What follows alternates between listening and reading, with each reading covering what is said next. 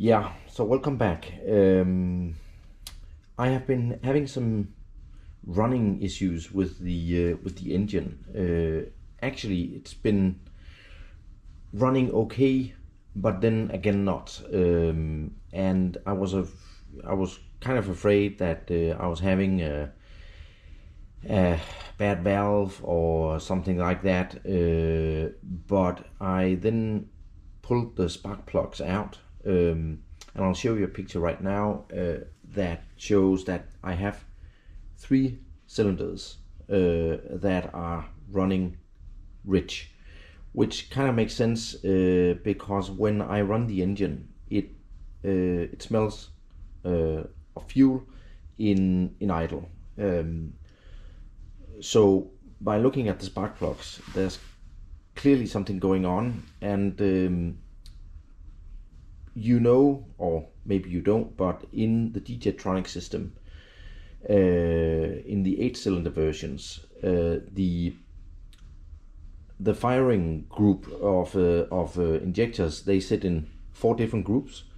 I'll show you a picture of that right now.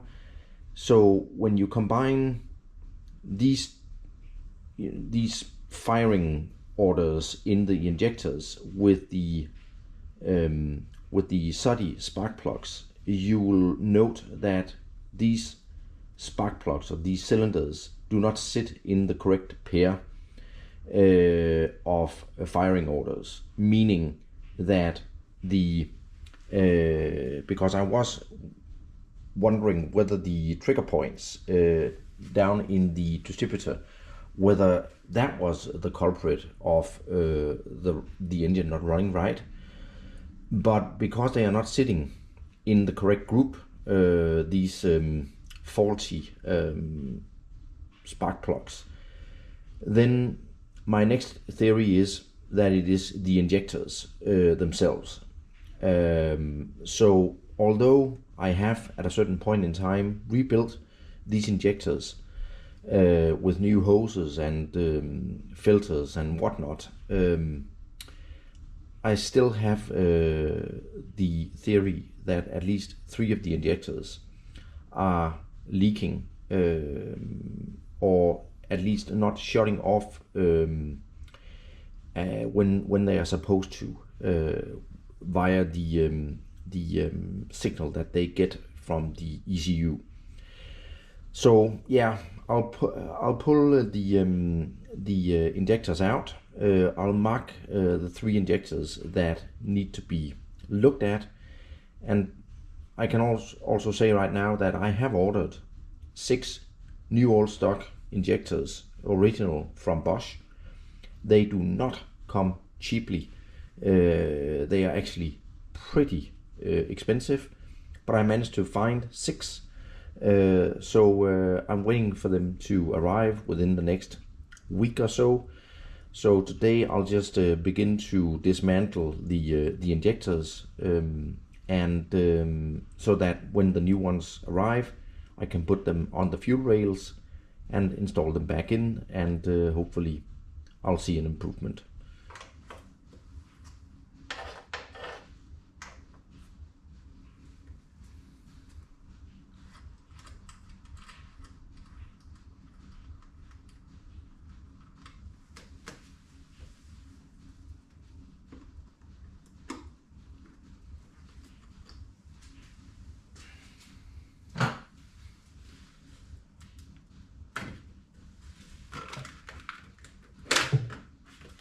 So the air filter is now off, and now these fuel rails, they need to be separated from the fuel hoses.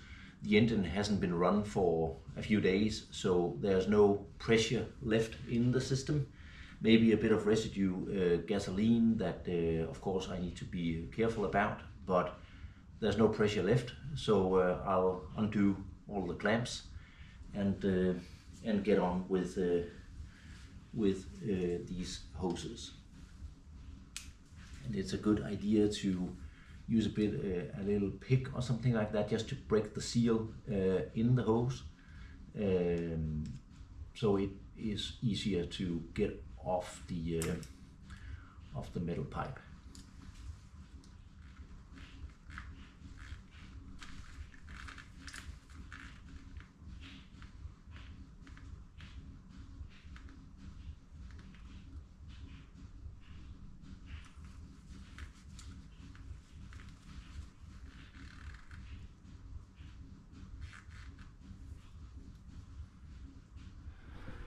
So the next thing that needs to happen after having disconnected the fuel line or the hose is to undo these bolts on each side that hold the clamp on each injector.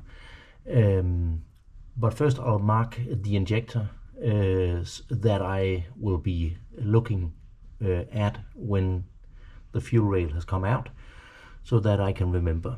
And this is cylinder number 1, 2, 3, 4, 5, 6, 7, 8.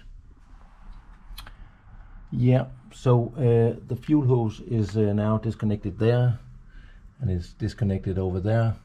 So now these are the 4 bolts, the hold dam bolts on the clamps down there. Get them loosened up, and then I can pull up the fuel rail. So now, in theory, I should be able to lift up the fuel rail.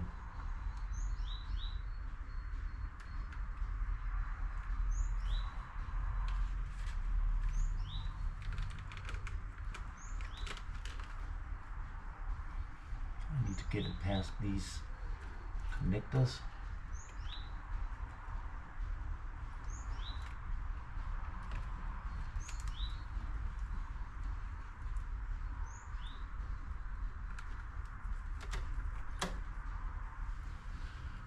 Here it is, 4 injectors. So you can see they are actually pretty okay. They are not too rusty. So there are 3 seals that are still left in the intake, so I'll need to get them out. But yeah, it's not too bad. Yeah. So the other fuel rail has now come out from that side. All fine. I've plucked off the hoses with golf tees, just so it doesn't smell of fuel for the next days.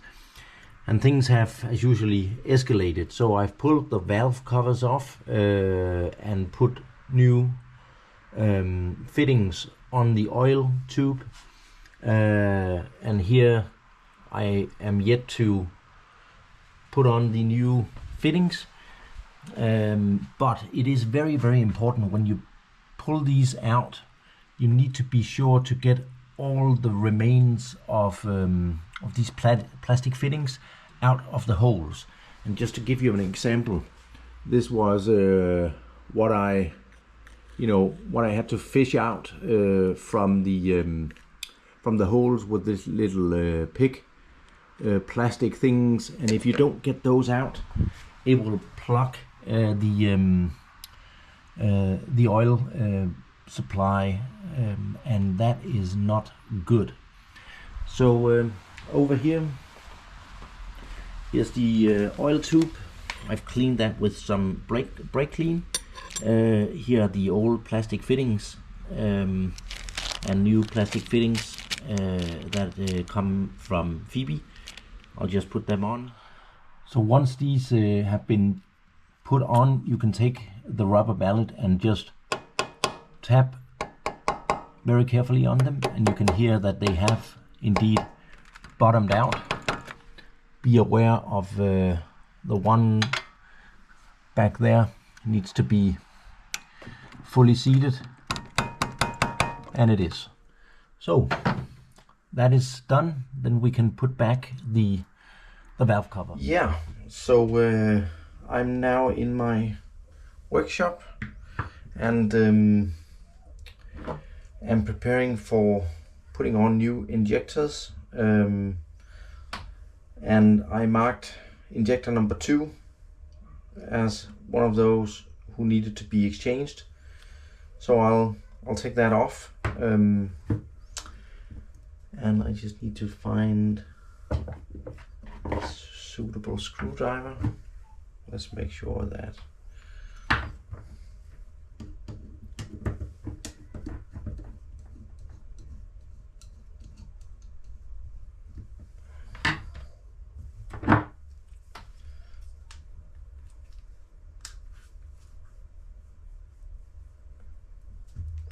there you go. It's pretty easy.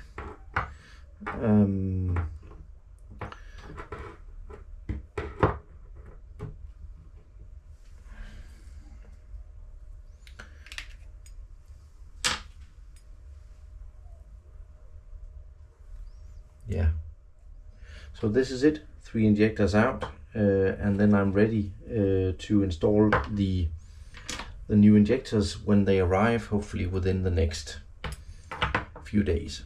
So it's a few days later, and the injectors arrived. So let's open them up and see what they look like.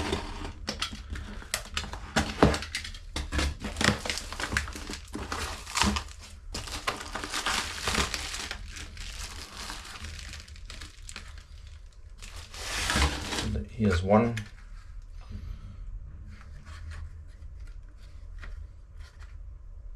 Made in Germany.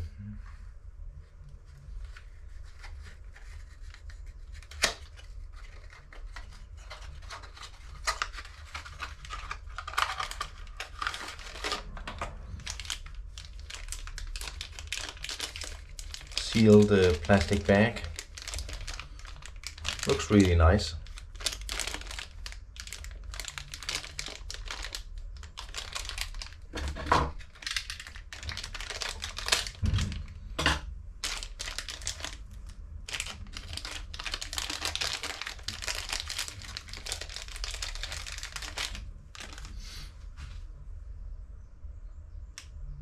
Yeah,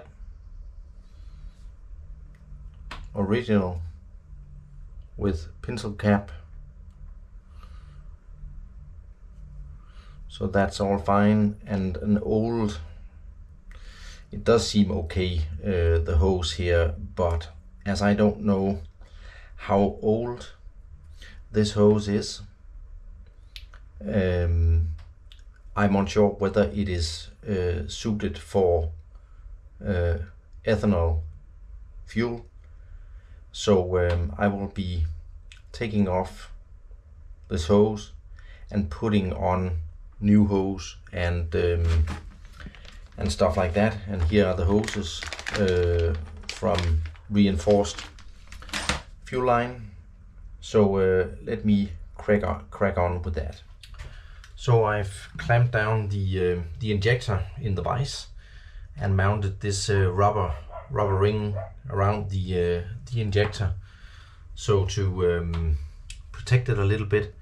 And now I'm going to take off this rubber hose, and the way I'm going to do it is I'm using this Stanley knife, and I'm going to cut this way through the hose, not this way, as you can damage the fitting here. So it needs to be cut this way. So I'll be doing that.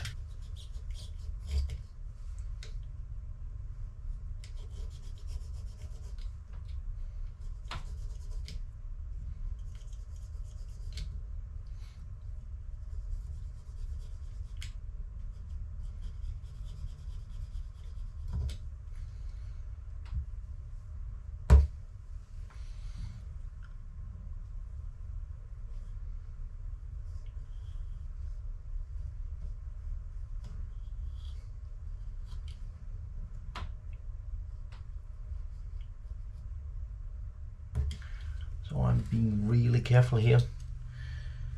And now I can see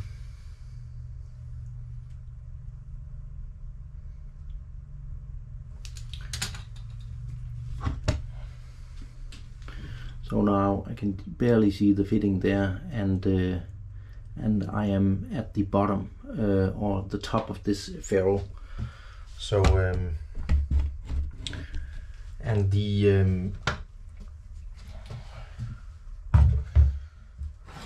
manual, the shop manual from Mercedes says that you can use soldering iron to melt the last part of the rubber hose, just where it meets the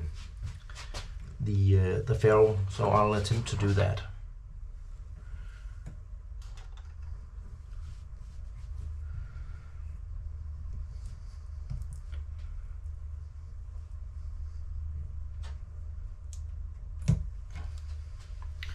There you go. This is off. And here is the ferrule.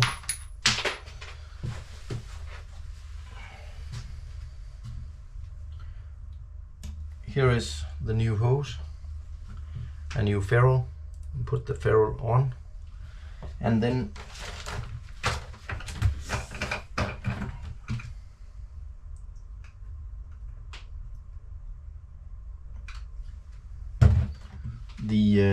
the manual says not to use oil. I know some use oil. Here I'm using 2-stroke gasoline, just to make this slide on easier. And then I'll just push it down. There you go. And here there is a new ferrule and hose, and now I'm just going to put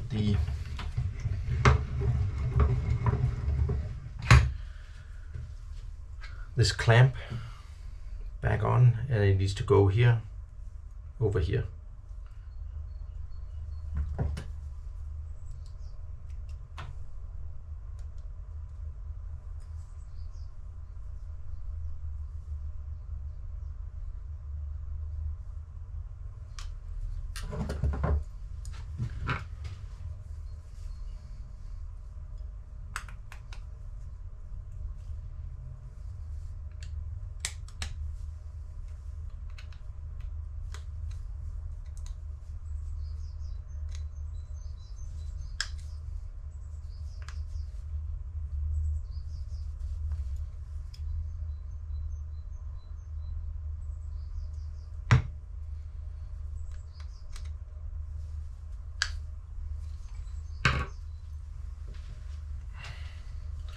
And on the fuel rail, it is important that all the connectors point in the same direction when you put that on. So I just need a hose clamp.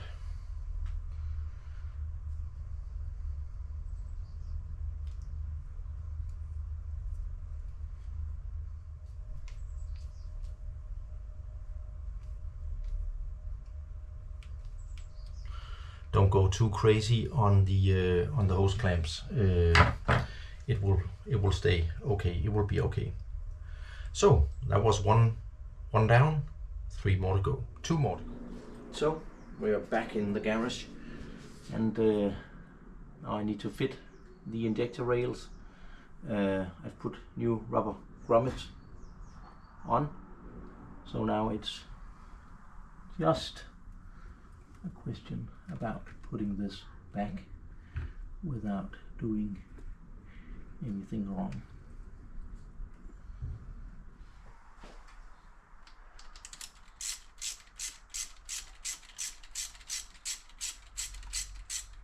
So that was the fuel rail on this bank, and now I need to connect the fuel hoses back up, pull out the Golf tee, and then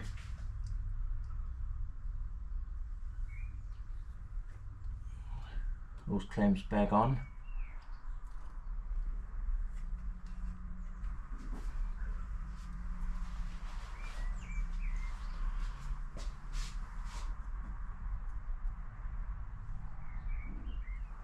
And now the wiring harness.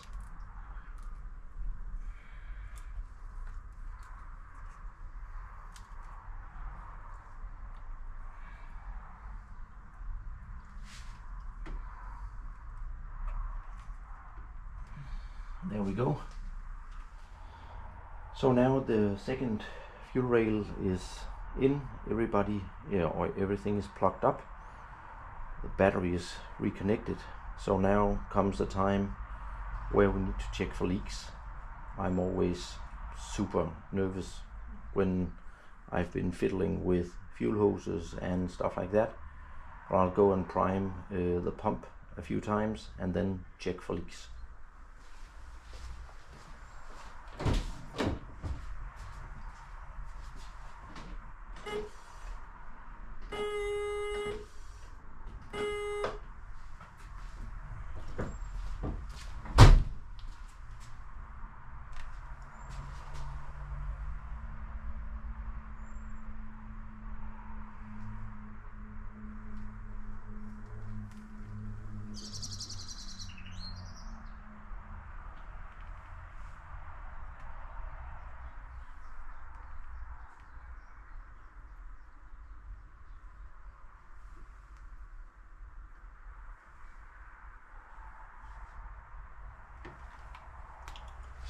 That seems to be okay.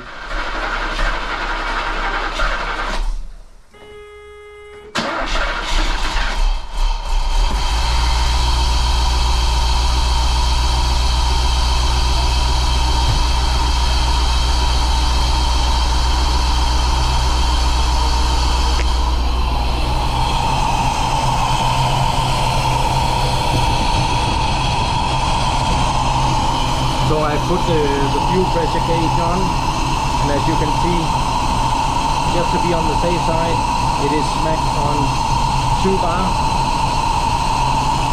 where it's supposed to be. So that was the first run of the engine, no leaks. I've kept the fuel pressure gauge hooked up just to see if there are any leaks in the system. That doesn't seem to be the case. It's lost 0.2 of a bar over the last 5-6 minutes. That should be okay. I think maybe it's still running a bit rough in idle at least. I need to take it off for a test drive to see if I'm satisfied with how the engine behaves. But so far no leaks, so I'll button up, put back the air cleaner and connect the air temperature sensor, and then we'll see from there.